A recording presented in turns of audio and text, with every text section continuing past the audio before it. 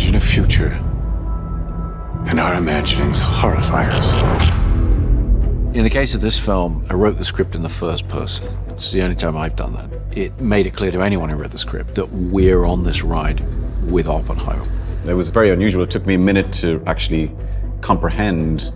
And then I realized, oh, that's a huge responsibility. I don't know if we can be trusted, but I know the Nazis can't. Cillian playing Oppenheimer was the centerpiece of the film, but I knew that he was going to need the most extraordinary ensemble around him. Let's go recruit some scientists. If Chris Nolan calls you and says that he'd like to meet with you, like, I don't care what it is. You'd be mad to say no. I feel like that's probably everybody's answer with this. From the second I read the script, I knew that he had a very acute vision, and if he were able to render that vision, that this film would be a masterpiece. All America's industrial might and scientific innovation connected here. Keep everyone there until it's done.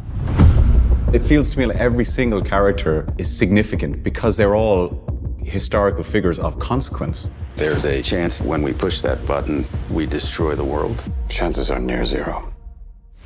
I tried to familiarize myself with Groves and the history, and then talk to Chris about what he needed from that part.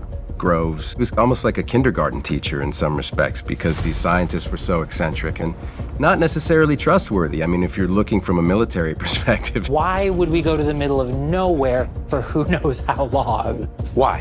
How about because this is the most important thing to ever happen in the history of the world? I was aware of who Louis Strauss was. I came to have a pretty even-handed understanding of him. He was a righteous guy. I think he was a great public servant, but he's always behind the scenes. I've always appreciated the people who are backstage. Truman needs to know what's next. What's next? With Kitty Oppenheimer, what I really was drawn to is she refused to conform to the sort of feminine ideal of the time. She had this defiance against the system that felt so modern. Jean Tatlock was blunt, knew what she wants, but at no point is she ever punished for that, and especially not by Oppenheimer. Theory will take you only so far. Oppenheimer sees things in sort of different dimensions.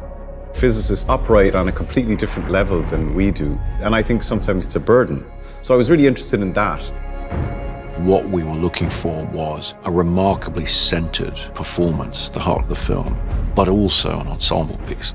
I was there on set every day, surrounded by a team of actors who knew more than I did about what was going on from their point of view. And that's what you're really looking for as a director.